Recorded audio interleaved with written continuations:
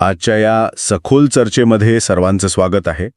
आज आपण अशा एका विषयाची उकल करणार आहोत जो कागदावर पाहिला तर निव्वळ एक प्रशासकीय आदेश वाटतो, पण प्रत्यक्ष जमिनीवर तो शेकडो शिक्षक, शाळा आणि संपूर्ण शिक्षण व्यवस्थेची दिशा ठरवतो.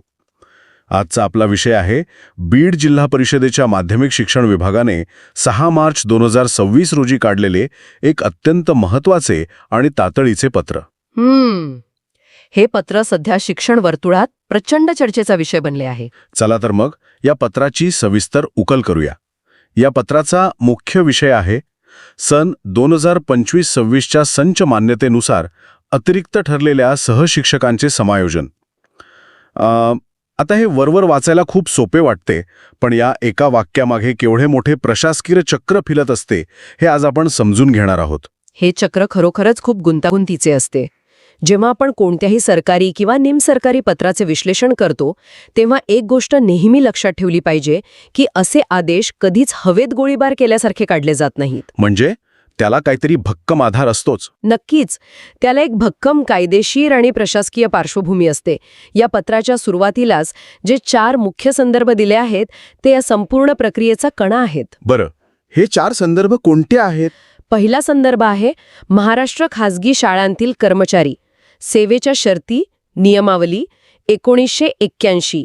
हा कायदा म्हणजे खासगी अनुदानित शाळांमधील शिक्षकांसाठी एका प्रकारची गीताच आहे. दुसरा संदर्भ शालेय शिक्षण विभागाच्या 15 मार्च 2014च्या शासन निर्णयाचा आहे. आणि यात पुणे कार्यालयाचाही उल्लेख आहे ना? होय. तिसरा संदर्भ खुद्द राज्याचे शिक्षण संचालक जे पुण्यात बसतात त्यांच्या 4 फेब्रुवारी 2026च्या पत्राचा आहे. आणि चौथा संदर्भ म्हणजे 2025-26ची प्रत्यक्ष संच मान्यता. यातली सर्वात लक्षवेधी बाब म्हणजे विद्यार्थी संख्या कमी झाल्यामुळे जेव्हा शिक्षक अतिरिक्त ठरतात तेव्हा त्यांना वाऱ्यावर न सोडता एका सुनियोजित प्रक्रियेतून इतरत्र सामावून घेतले जाते. इथे मला थोडं थांबवायचं आहे. आपण संच मान्यता आणि अतिरिक्त शिक्षक या शब्दांचा वारंवार वापर करत आहोत, पण यामागील गणित नक्की काय असते? कारण जेव्हा एखादा शिक्षक अतिरिक्त किंवा सरप्लस ठरतो तेव्हा त्याच्या नोकरीवर टांगती तलवार येते असा एक सर्वसामान्य समज आहे. हा प्रश्न खूप रास्त आहे आणि यामागील भीतीही साहजिकच आहे. संच मान्यता म्हणजे सोप्या भाषेत सांगायचे तर एखाद्या शाळेत किती विद्यार्थी आहेत आणि त्या विद्यार्थ्यांच्या प्रमाणास अनुसरून शासनाकडून किती शिक्षकांच्या पदांना मंजुरी दिली जाईल याचे एक गणितीय सूत्र. म्हणजे समजा एखाद्या गावातील शाळेत विद्यार्थ्यांची पटसंख्या काही कारणाने कमी झाली तर शासनाच्या सूत्रानुसार तिथे शिक्षकांची गरज कमी होते. कदाचित लोक रोजगारासाठी शहरात स्थलांतरित झाले असतील किंवा अन्य काही कारण असेल. अशा वेळी जो शिक्षक त्या गणितात बसत नाही त्याला अतिरिक्त घोषित केले जाते. पण मग या शिक्षकांचे पुढे काय होते? त्यांना नोकरीवरून काढले जाते का? तिथेच त्या 1981च्या कायद्याचं महत्त्व अधोरेखित होते.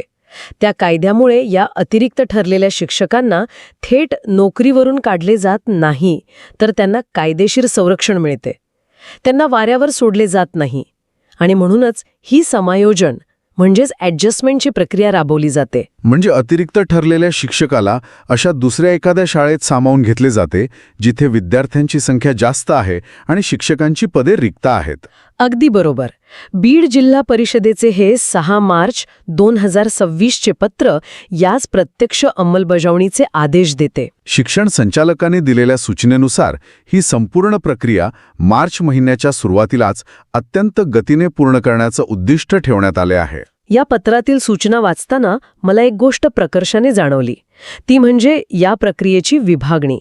ही संपूर्ण समायोजनाची प्रक्रिया एकाच फटक्यात न करता 2 टप्प्यांत विभागली गेली आहे. पहिला टप्पा हा संस्था अंतर्गत समायोजनाचा आहे. हो, पत्रात स्पष्ट निर्देश आहेत की 9 मार्च 2026 पर्यंत संस्थांनी स्वतःच्या स्तरावरच त्यांच्याकडील रिक्त पदांवर या अतिरिक्त शिक्षकांचे समायोजन करायचे आहे. आता हे मला थोडं समजून घ्यायचं आहे. जर एकाच शिक्षण संस्थेच्या 2 किंवा 3 शाळा असतील तर आधी त्यांनी आपला प्रश्न स्वतःच सोडवायचा असाच याचा अर्थ होतो ना? होय, आणि यामागे एक अत्यंत व्यावहारिक दृष्टिकोन आहे. समजा एका संस्थेची एक शाळा बीड शहरात आहे आणि दुसरी शाळा एखाद्या ग्रामीण भागात आहे. जर शहरातील शाळेत शिक्षक अतिरिक्त ठरला आणि ग्रामीण भागातील शाळेत जागा रिक्त असेल तर प्रशासनाने त्यात हस्तक्षेप करण्यापेक्षा संस्थेनेच त्या शिक्षकाला दुसऱ्या शाळेत पाठवणे अधिक सोपे असते. यामुळे नक्कीच प्रशासकीय यंत्रणेवरील ताण कमी होत असावा. नक्कीच. पण या पहिल्या टप्प्यात एक अतिशय कळीचा आणि दूरदृष्टीचा मुद्दा पत्रात समाविष्ट करण्यात आला आहे. पत्रातील मुद्दा क्रमांक 4 मध्ये म्हटले आहे की जर संस्थेत एखाद्या पदावर काम करणारा शिक्षक 31 डिसेंबर 2026 पर्यंत सेवानिवृत्त होणार असेल तर त्या रिक्त होणाऱ्या पदावर अतिरिक्त ठरलेल्या शिक्षकाचे संस्थाअंतर्गत समायोजन करण्यात यावे. हा मुद्दा मला थोडा विचित्र वाटला होता. म्हणजे जो माणूस अजून निवृत्त झालेलाच नाही त्याच्या जागेवर आजच दुसऱ्या शिक्षकाचे समायोजन कसे काय होऊ शकते?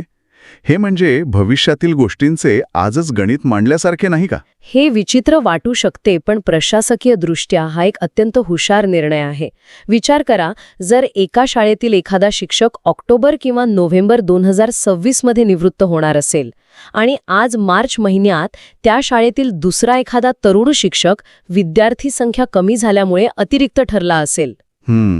मग जर हा नियम नसता तर काय झाले असते? त्या तरुण शिक्षकाला उचलून दुसऱ्या एखाद्या अनोळखी संस्थेत पाठवले गेले असते आणि मग काही महिन्यांनी जेव्हा जुना शिक्षक निवृत्त होईल तेव्हा त्या रिकाम्या जागेसाठी पुन्हा नवीन भरती प्रक्रियेचा खटाटोप करावा लागला असता. अरे चा, म्हणजे हे टाळण्यासाठीच ही तरतूद आहे. विनाकारण एका शिक्षकाची ससेहोलपट थांबवणे आणि काही महिन्यांसाठी प्रशासकीय कागदपत्रांचा ढिगारा वाढू न देणे हा यामागचा उद्देश दिसतो. हे मान्य करावं लागेल की यात एक प्रकारची लवचिकता आहे. अगदी खरंय. पण समजा एखाद्या संस्थेकडे अजिबातच रिक्त जागा नाही आणि त्यांच्याकडे 31 डिसेंबर 2026 पर्यंत कोणीही निवृत्तही होणार नाही. मग त्या अतिरिक्त शिक्षकाने काय करायचंय? तिथेच या प्रक्रियेचा दुसरा टप्पा सुरू होतो, बरोबर? अगदी बरोबर. तिथेच सुरू होतो दुसरा टप्पा, ज्याला आपण जिल्हास्तरीय समायोजन म्हणू शकतो. ज्या अतिरिक्त शिक्षकांना त्यांच्या मूळ संस्थेत सामावून घेणे शक्य झालेले नाही त्यांच्यासाठी 10 मार्च 2026 रोजी बीड येथे एका विशेष शिबिराचे आयोजन करण्यात आले आहे. आणि हे शिबिर कुठे होणार आहे? हे शिबिर जिल्हा स्काउट भवन बस स्टँड समोर आयोजित केले गेले आहे आणि या शिबिराचं नियोजन पाहण्यासारखं आहे. त्यांनी संपूर्ण जिल्ह्याची एकाच वेळी गर्दी होऊ नये म्हणून तालुकानिहाय वेळापत्रक ठरवून दिले आहे. हो, मी ते वेळापत्रक पाहिलं. सकाळी 10 ते दुपारी 2 या वेळेत अंबाजोगाई, परळी, केज, आष्टी, पाटोदा आणि धारूर या तालुक्यांचं काम चालणार आहे. होय, आणि मग उरलेल्या तालुक्यांसाठी दुपारचं सत्र राखून ठेवले आहे. दुपारी 2:30 ते सायंकाळी 6 वाजेपर्यंत बीड शहर, बीड ग्रामीण, माजलगाव, गेवराई आणि वडवणी या तालुक्यांतील शाळांना पाचारण करण्यात आले आहे. हे वेळापत्रक ऐकायला खूप शिस्तबद्ध वाटते, पण मला इथे प्रशासनाच्या भूमिकेबद्दल एक शंका आहे. अनेकदा आपण पाहतो की सरकारी शिबिरे म्हणजे नुसता गोंधळ असतो, कोणीही कोणाचाही प्रतिनिधी म्हणून फाईल घेऊन जातो. या पत्रात त्याविषयी काही कडक नियम आहेत का? प्रशासनाने यावेळेस कोणतीही पळवाट ठेवलेली नाही. पत्रातील सूचना अतिशय स्पष्ट आणि कडक आहेत. शिबिरामध्ये संबंधित शाळेचे मुख्याध्यापक आणि लिपिक यांनी स्वतः उपस्थित राहणे बंधनकारक करण्यात आले आहे. म्हणजे दुसऱ्या कुणाला पाठवता येणार नाही? अजिबात नाही. परस्पर प्रतिनिधी चालणार नाही हे वाक्य पत्रात ठळकपणे नमूद केले आहे. याचा अर्थ असा की मुख्याध्यापक एखाद्या कनिष्ठ शिक्षकाला किंवा शिपायाला फाईल देऊन पाठवू शकत नाहीत. त्यांना स्वतः तिथे हजर राहावे लागेल. कारण जागेवरच रिक्त पदांची आणि अतिरिक्त शिक्षकांची माहिती तपासायची आहे आणि त्यावर तातडीने निर्णय घ्यायचे आहेत. अगदी बरोबर. जर आपण याला व्यापक दृष्टिकोनातून पाहिले तर प्रशासनाने किती कडक पावलं उचलली आहेत हे यातून दिसते. हो, आणि मला पत्रातील एका इशाऱ्याने खरोखरच अचंबित केले. प्रशासनाने चक्क मुख्याध्यापकांना आणि शाळा व्यवस्थापनाला जबाबदार धरून त्यांच्या वेतनावरच गदा आणण्याची ताकीद दिली आहे. होय, पत्रात स्पष्ट म्हटले आहे की जर एखाद्या शाळेने रिक्त पदांची माहिती लपवली किंवा अतिरिक्त शिक्षकांची माहिती जाणीवपूर्वक सादर केली नाही आणि त्यामुळे समायोजन रखडले तर त्या अतिरिक्त शिक्षकांच्या वेतनाची सर्वस्वी जबाबदारी मुख्याध्यापक आणि संस्थेची राहील. मला हा निर्णय थोडा अतिरेकी वाटतो. एखाद्या लिपिकाकडून किंवा मुख्याध्यापकाकडून मानवी चूक ही होऊ शकते ना, त्यासाठी थेट पगारावरच गदा आणणे अन्यायकारक नाही का? प्रथमदर्शनी हे अन्यायकारक वाटू शकते, पण प्रशासकीय पातळीवर असा बडगा उगारल्याशिवाय अनेकदा माहिती वेळेवर येत नाही, हा आजवरचा अनुभव आहे. अनेकदा काही संस्था स्वतःच्या सोयीसाठी किंवा विशिष्ट शिक्षकांना वाचवण्यासाठी रिक्त पदांची योग्य माहिती दडवतात. म्हणजे जागा असूनही ती लपवायची. हो, आणि जर एखाद्या संस्थेने रिक्त जागा असूनही ती लपवली आणि दुसऱ्या शाळेतील अतिरिक्त शिक्षकाला सामावून घेण्यास नकार दिला, तर तो अतिरिक्त शिक्षक वाऱ्यावर पडतो. शासनाला त्याला पगार तर द्यावाच लागतो, पण त्याच्याकडून कोणतंही काम होत नाही. हे नुकसान टाळण्यासाठीच ही कडक ताकीद आहे. आणि ही ताकीद फक्त तिथेच थांबत नाही. पत्राच्या शेवटी तर असा एक नियम आहे जो वाचून कोणालाही धक्का बसेल. भविष्य निर्वाह निधी पथक म्हणजेच प्रॉव्हिडंट फंड युनिटच्या वेतन अधीक्षकांना स्पष्ट आदेश दिले आहेत. हो, ते मार्चच्या वेतनाबद्दलचे आदेश. अगदी तेच. जोपर्यंत शाळा या 10 मार्चच्या शिबिरामध्ये उपस्थित राहून सर्व माहिती सादर केल्याची अधिकृत पोचपावती जोडत नाहीत, तोपर्यंत त्या शाळांचे मार्च 2026चे मासिक वेतन देयकच स्वीकारले जाऊ नये. म्हणजे शिबिराला या, नाहीतर पगार विसरा. ही अट म्हणजे या संपूर्ण प्रक्रियेला गती देणारे इंजिन आहे.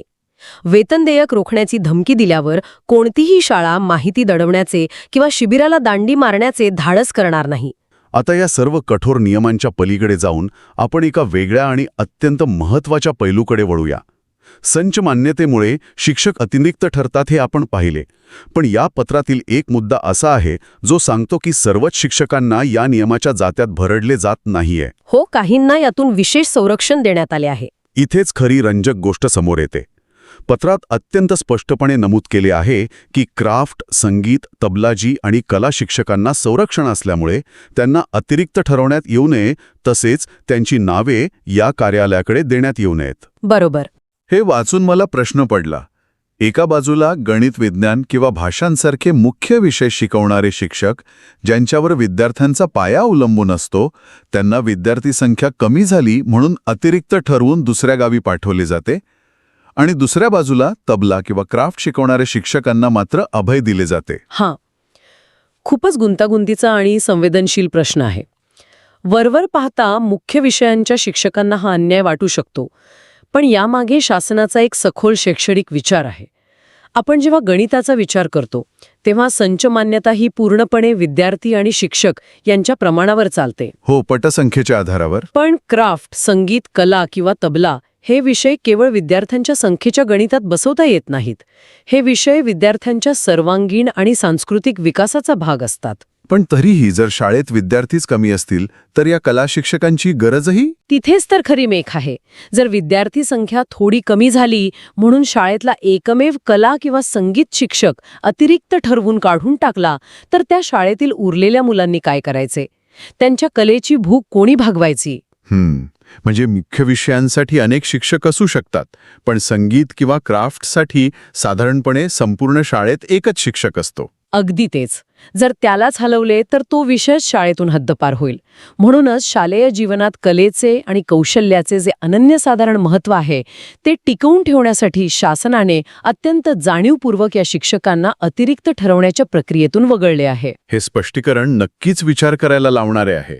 म्हणजे शिक्षणाचा अर्थ केवळ पुस्तकी ज्ञान इतकाच मर्यादित न ठेवता कलागुणांना वाव मिळणेही महत्त्वाचे आहे. आता या प्रक्रियेतील पारदर्शकतेकडे येऊया. समजा एखाद्या शिक्षकाला आपण अन्यायकारक पद्धतीने अतिरिक्त ठरलो आहोत असे वाटले, तर त्याच्याकडे काय मार्ग आहेत? प्रशासन ही प्रक्रिया केवळ एकतर्फी ठेवत नाही. जेव्हा एखादा शिक्षक अतिरिक्त ठरतो तेव्हा त्याला तसे लेखी पत्र देणे आणि त्याची स्वाक्षरी असलेली पोचपावती घेणं संस्थांना बंधनकारक करण्यात आले आहे. आणि जर एखाद्या शिक्षकाला वाटले की सेवाज्येष्ठतेच्या नियमांचं उल्लंघन झाले आहे, तर ते आक्षेप नोंदवू शकतात. म्हणजे माझ्यापेक्षा ज्युनियर शिक्षक शाळेत असूनही मला अतिरिक्त ठरवले गेले आहे असा आक्षेप? होय. आणि त्यासाठी 18 मार्च 2026 पर्यंत सज्जड पुराव्यांसह शिक्षणाधिकारी माध्यमिक बीड यांच्याकडे आक्षेप नोंदवण्याची संधी देण्यात आली आहे. पण इथे फाईल तयार करावी लागते ना. नुसतं तोंडी जाऊन सांगून चालत नाही. कागदपत्रांची यादी पत्रात खूप सविस्तर दिली आहे. शिबिरात माहिती सादर करताना प्रपत्र अ आणि प्रपत्र ब भरायचे आहेत. सोबतच संच मान्यतेची प्रत आणि अद्ययावत अनुसूची फ जोडायची आहे. ही अनुसूची फ खूप महत्वाची असते. ती म्हणजे सर्व शिक्षकांच्या सेवाज्येष्ठतेची यादी. या यादीवर सर्व शिक्षकांच्या स्वाक्षऱ्या असणं अनिवार्य केले आहे. ही यादी इतकी महत्वाची का आहे आणि त्यावर सर्वांच्या सह्या का लागतात? कारण याच यादीवरून ठरते की शाळेत सर्वात ज्युनियर कोण आहे आणि सर्वात सिनियर कोण आहे. नियमानुसार जो सर्वात ज्युनियर असतो त्यालाच प्रथम अतिरिक्त ठरवले जाते. जर ही यादीच चुकीची असेल तर एखाद्या सिनियर शिक्षकाला बेकायदेशीरपणे बाहेर काढले जाऊ शकते. समजले. वाद टाळण्यासाठी ही एक पूर्वअट आहे. याशिवाय अद्ययावत बिंदू नामावलीची प्रत म्हणजेच रोस्टर सुद्धा मागितले आहे. रोस्टर हा आरक्षणाचा आणि पदांचा एक अत्यंत महत्त्वाचा दस्तऐवज असतो. खुल्या प्रवर्गासाठी किती पदे आहेत आणि आरक्षित प्रवर्गांसाठी किती पदे आहेत हे यावरून निश्चित होते. एखाद्या शिक्षकाची जागा कमी केल्यास शाळेचे आरक्षणाचे गणित तर बिघडत नाही ना, हे तपासावे लागते. बापरे, म्हणजे एका शिक्षकाला अतिरिक्त ठरवणे हे केवळ तू ज्युनियर आहेस, तू बाहेर जा इतकं सोपं नाहीये. त्यात आरक्षणाचे, सेवाज्येष्ठतेचे असे अनेक नियम आहेत. शिवाय न्यायालयीन प्रकरणे असल्यास त्याचे आदेश आणि जानेवारी-फेब्रुवारीची वेतन देयके जोडणेही बंधनकारक आहे. हो, कारण तो शिक्षक खरोखरच तिथे कार्यरत आहे हे सिद्ध व्हावं लागतं. आणि जर कोर्ट केस चालू असेल तर नवीन शाळा कायदेशीर कचाट्यात सापडू नये म्हणून ही काळजी घेतली जाते. मग या सगळ्याचा नेमका अर्थ काय? याचा अर्थ असा की शिक्षण विभाग अत्यंत शिक्षकांच्या प्रश्नावर अत्यंत गंभीर असून वेळेच्या निश्चित मर्यादेत आणि पूर्ण पारदर्शकतेने ही समायोजन प्रक्रिया पूर्ण करण्यासाठी युद्ध पातळीवर प्रयत्न करत आहे. मुख्याध्यापकांवर मोठी जबाबदारी निश्चित करण्यात आली आहे. यामुळे एक महत्त्वाचा प्रश्न निर्माण होतो. श्रोत्यांसाठी हा विचार करण्यासारखा मुद्दा आहे. फक्त एका जिल्ह्याची आणि एका वर्षाची समायोजन प्रक्रिया इतकी गुंतागुंतीची, अटी शर्तींनी भरलेली आणि काटेकोर असू शकते, तर विचार करा, संपूर्ण राज्यातील हजारो शाळा आणि लाखो विद्यार्थ्यांचा शैक्षणिक समतोल राखणारी प्रशासकीय यंत्रणा दररोज किती अदृश्य आणि जिकिरीच्या आव्हानांचा सामना करत असेल. खरोखरच हा विचार अचंबित करणारा आहे. पडद्यामागे नेमके काय घडते याकडे पाहण्याचा आपला दृष्टिकोन यातून नक्कीच अधिक प्रगल्भ होईल. या माहितीपूर्ण विश्लेषणाबद्दल खूप खूप धन्यवाद. श्रोत्यांसाठी अशाच एका नव्या आणि रंजक विषयावर प्रकाश टाकण्यासाठी आपण पुन्हा भेटूया. तोपर्यंत नमस्कार.